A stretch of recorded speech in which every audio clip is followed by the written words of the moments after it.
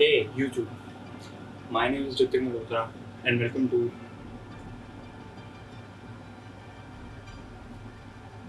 Phymaticks. Yeah.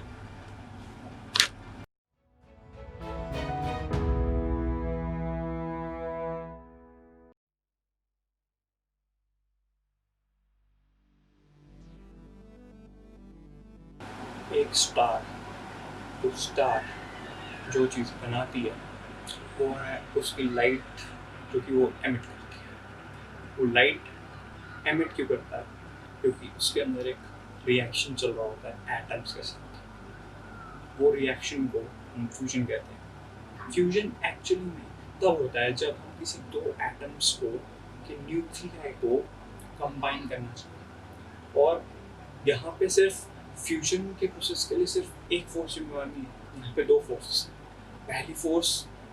पहली force Coulomb's force जो कि रिपेलिंग करती है, जो कि न्यूक्लियस दोनों के पॉजिटिव है और दोनों पॉजिटिव न्यूक्लियस आपस में रिपेल करना चाहेंगे, तो रिपेल करने वाली फोर्स को हम कूलम फोर्स कहेंगे। दूसरी फोर्स जो कि इनको अट्रैक्ट करके रखती है, जो कि एक न्यूक्लियस को बाइंड करके रखती है, जो कि एक न्यूक्लियस में न्यूट्रॉन और प्रोटॉन को साथ में लेके रखती है, उसे हम कहेंगे बाइंडिंग फोर्स। दो एटम के न्यूक्लियस को हमें कंबाइन करने के लिए हमें उन्हें पहले डिसलोकेट करना पड़ेगा और फिर उन्हें हमें कंबाइन करना पड़ेगा। तो अगर मैं मानूं कि मेरे हाथों में दो हाइड्रोजन एटम्स हैं और उन दोनों को मेरे को कंबाइन करना है, उन दोनों को फ्यूज करना है। फ्यूजन से जो एनर्जी निकलती है, एनर्जी जो है वो रिलीज हो जाती है। मतलब हमें उसे इनिशियली स्टार्ट करने के लिए थोड़ी सी एनर्जी देनी पड़ेगी, लेकिन जो एंड में एनर्जी निकलती है फ्यूजन करने के बाद वो ज़्यादा थी। तो जैसे हम दो हाइड्रोजन एटम लेते हैं और उन दोनों को हमने फ्यूज़ करवाया, हमें उन्हें फ्यूज़ करवाने के लिए वो जो कूलम फोर्स है उसको ओवरकम करके जब हमने उनको फ्यूज़ करवाया, कंबाइन करवाया, तब हमने उसमें एनर्जी दी। इनिशियली हमने उसमें एनर्जी दी, लेकिन एट द एंड होता क्या है, जब हम दोनों कंबाइन कर देते हैं तब उसमें से जितनी हमने एनर्जी दी उससे ज़्यादा एनर्जी निकलती है। उससे ज़्यादा एनर्जी निकलने का मतलब ये है कि ये तो अगर हम फ्यूजन कराते जाएंगे तो एनर्जी का फ्री सोर्स है। एनर्जी का फ्री सोर्स जिसे हम अर्थ पे लाइट कहते हैं, वो फ्री सोर्स जो कि सन से आता है। सन एक स्टार है। सन के अंदर भी ऐसे प्रोसेसेस चलते हैं जो कि जैसे for example hydrogen atoms fuse होके, और जब हाइड्रोजन एटम अपने हाइड्रोजन के साथ ही फ्यूज होता है तब वो एक बड़ा एलिमेंट बनाता है, क्योंकि उसका न्यूक्लियस जो है वो कंबाइन हो गया। तो कंबाइन होने के बाद साथ साथ ही जो एटम बनता है वो एक्चुअली में हीलियम है। लेकिन हीलियम के बाद हम उसे फ्यूज कराते जाते हैं। सन के अंदर भी यही प्रोसेस चलता है। जब हम दो हाइड्रोजन लेके सन के कोर में जब हम दो हाइड्रोजन को फ्यूज कराते हैं तो उसमें से लाइट रिलीज होती है, या फिर कह सकते हो कि एनर्जी रिलीज होती है। तो उसी एनर्जी को हम एज अ लाइट लेते हैं, जिसको सन एमिट करता है। ऐसे करते करते करते करते हाइड्रोजन के बाद हीलियम बनता है, हीलियम के बाद फिर लिथियम बनता है, फिर बेरिलियम बनता है, फिर boron, carbon, nitrogen, oxygen, chlorine, neon, sodium, magnesium, aluminium, silicon, phosphorus, sulphur, chlorine, argon, potassium, calcium, scandium, titanium, vanadium, chromium, manganese and iron होता है। आयरन के बाद जितनी हम फ्यूजन के लिए एनर्जी देते हैं उससे ज़्यादा हमें नहीं मिल पाती आयरन तक।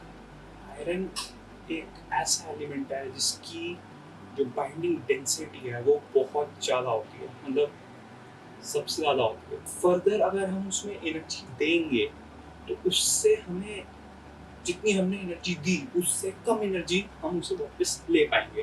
तो इसीलिए अगर आप देखा जाओगे तो ये एक टाइप से एनर्जी की वेस्टेज होगी। तो इसीलिए स्टार क्या करता है, जब वो आयरन पे पहुंचता है ऐसे फ्यूज कर करके उतनी देर में वो बहुत ज़्यादा कह सकते हो कि एनर्जी रिलीज कर चुका होता है ऑलरेडी। तो वो बड़ा होता जाता है, वो अपनी उसका मास तो वही रहता है लेकिन सरफेस एरिया बढ़ाता है। जब अपना सरफेस एरिया बढ़ाता है तब उसके अंदर जितनी एनर्जी स्टोर्ड है वो ग्रेविटी को ओवरकम करते करते उसका सरफेस एरिया बढ़ाती है। आयरन पे जैसे ही वो आयरन पे जाके फ्यूज होता है विद इन सेकेंड्स वो एनर्जी खाना शुरू कर देता है। तो जैसे वो एनर्जी खाना शुरू करेगा तो आपको पता है क्या होगा।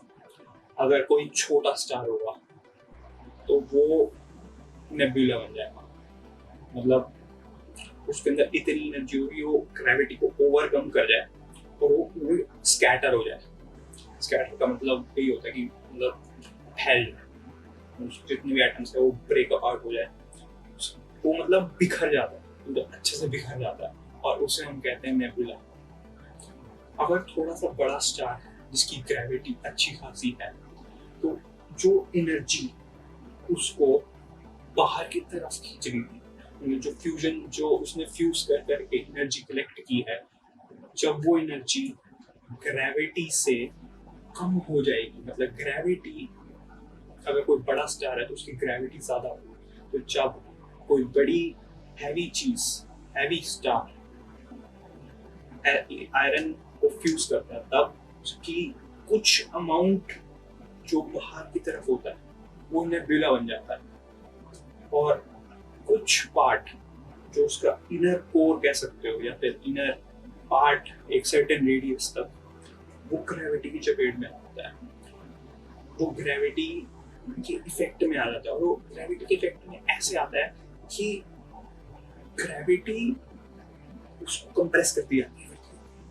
जब वो इतना ज्यादा कंप्रेस हो जाती है कि वो उसका उसका जो कोर होता है वो इतना ज्यादा टेंस हो जाता है कि बस आप इमेजिन भी नहीं कर सकते, इतना छोटा हो जाता है। अब बात करते हैं ब्लैक होल क्या होते हैं। इमेजिन एक चीज हुई जिसकी ग्रेविटी इतनी स्ट्रॉन्ग हो कि उसकी escape velocity speed of light से ज़्यादा हो।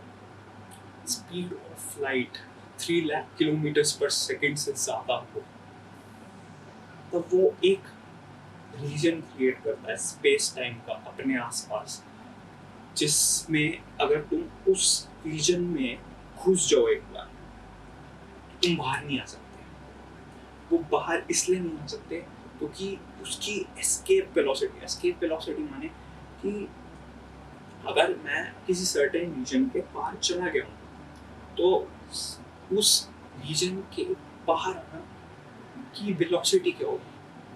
तो जब वो वेलोसिटी स्पीड ऑफ लाइट से ज़्यादा हो जाती है and according to special theory of relativity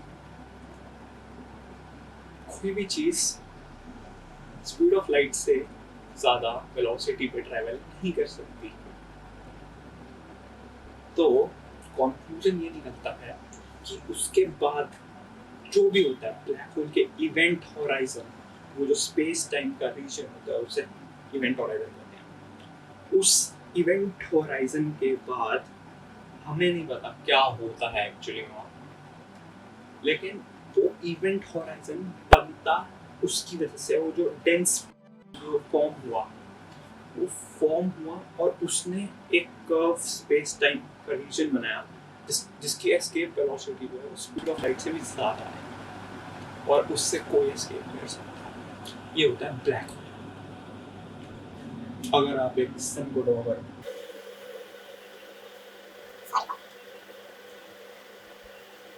अगर मैं ग्रेविटी को इन पिक्चर लेना चाहूँ, gravity is just a force which are taking you inside.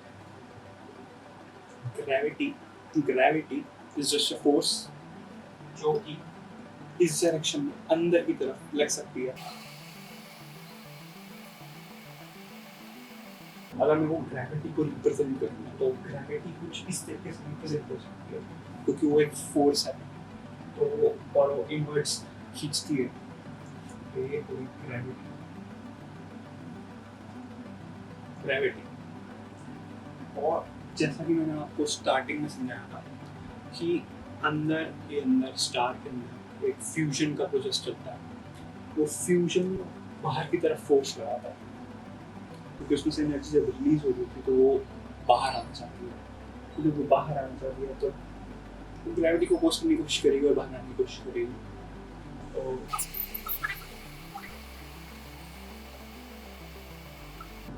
ठीक है, इस तरीके से हम फ्यूजन की एनर्जी को बाहर आते हुए दिखा सकते हैं। लेकिन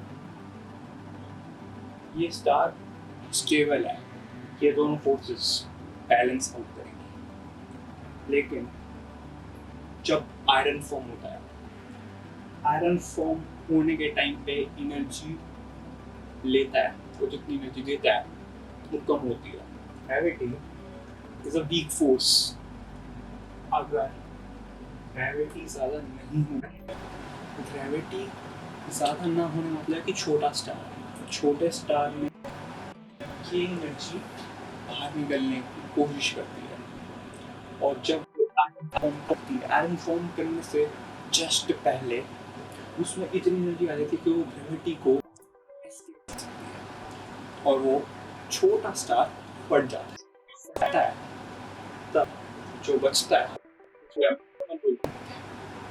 लेकिन दूसरे सिनेरियो में अगर कोई बड़ा स्टार है जिसकी ग्रेविटी उसको एस्केप नहीं करने देगी फ्यूजन की एनर्जी को, तो उस केस में कुछ पार्ट हो जाता है जो कि नेबुला बन जाता है, लेकिन बाकी का जितना हिस्सा होता है वो कंप्रेस डाउन हो जाता है। वो कंप्रेस डाउन होते होते इतना छोटा हो जाता है कि वो हाईली डेंस सिंगुलैरिटी हो जाता है। सिंगुलैरिटी हम उसी जो कंप्रेस हुई है, जो छोटे से पार्ट में जो रीजन को मोड़ रही है, स्पेस टाइम के रीजन को वो मोड़ रही है, वो उस चीज़ को हम सिंगुलैरिटी बोलते हैं। और उस सिंगुलैरिटी को हम देख नहीं सकते, लेकिन वो जो इवेंट होराइजन होता है उसको हम ऑब्जर्व कर सकते हैं। बैक टू द टॉपिक, जब ये हिस्सा कंप्रेस होता है, कंप्रेस होने के साथ साथ ये हिस्सा सिंगुलैरिटी में फॉर्म होता है। और अगर इतना है ना, तो ये इसकी सिंगुलैरिटी है वो इससे भी बिलियंथ, आप मान सकते हो इसका भी बिलियंथ हिस्सा उतनी में जाके ये ब्लैक हो जाता है।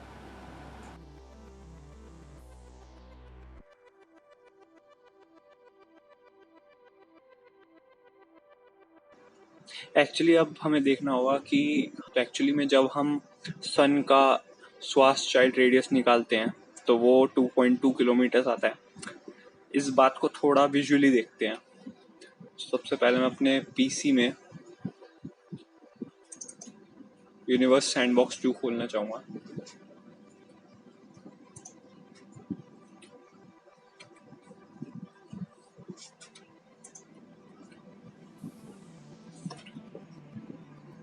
आप जैसा कि देख पा रहे होंगे कि श्वास चाइल्ड रेडियस के फॉर्मूला जो होता है वो श्वास child radius equals to 2gm/c² होता है। तो उसी के चलते जब हम सन का मास इस फॉर्मूले में डालते हैं तब एक्चुअली में जो रेडियस निकलता है वो 2.2 किलोमीटर्स निकलता है। और ये एक रेडियस है जो कि ब्लैक होल का इवेंट होराइजन हो सकता है। As you can see solar system दिख रहा होगा आपको। जैसा कि आप देख सकते हैं कि सन सेंटर में है और बाकी के जो प्लैनेट्स हैं वो उसको ऑर्बिट कर रहे हैं इन एन इलिप्टिकल वे जो कि मैंडेटरी है। We'll take its properties। ठीक है, अब जैसा कि आप देख सकते हैं कि यहाँ पर हमारे पास बड़े सारे ऑप्शंस हैं। हमने बोला कि उसका मास वही रहना चाहिए, लेकिन हम उसका रेडियस छोटा कर दें तो वो एक ब्लैक होल में कन्वर्ट हो सकता है। एक्चुअली सन जो है वो ब्लैक होल नहीं बनने वाला आप जब वो मरेगा, लेकिन सन को भी एक बार हम कन्वर्ट करा के देख सकते हैं ऐसे। सबसे पहले हमें इसके साथ हमें इसका रेडियस कम करना है, लेकिन हमें मास सन के बराबर रखना है, सन के बराबर, और हम इसको लॉक कर देंगे। अब हम वापस रेडियस पाएंगे और हम इसमें टाइप करेंगे 2.2 kilometres. Let's see what happens when I enter this. Enter. As you can see, I close this, it's a black hole, it's a black hole.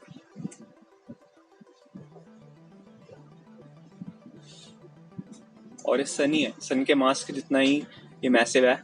और अगर मैं ऑर्बिट्स पे थोड़ा नजर गया तो सन कितना छोटा है, लेकिन एक्चुअली में these are the planets. If I can show you, these are the orbit.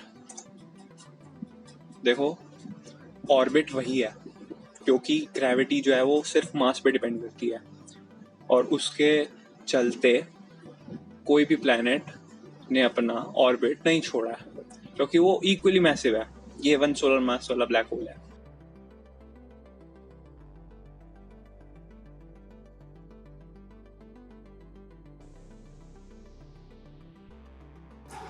सो दोस्तों, इस बात का कंक्लूजन ये निकलता है कि जो चीज़ जितनी सिंपल दिखती है उतनी एक्चुअली में होती नहीं है। सन वहाँ पे है, लेकिन उसके अंदर क्या प्रोसेस चल रहे होते हैं वो हमें नहीं पता। वो इतने सिंपल नहीं है कि अकाउंट कर सकूँ। And with this said guys, अगर वीडियो इन्फॉर्मेटिव लगी हो तो लाइक कीजिए। अगर कोई भी आपका रिकमेंडेशन हो फॉर दिस चैनल तो कमेंट कीजिए, एंड चैनल को सब्सक्राइब तो कर लेना। With this said guys, thanks for watching, peace out.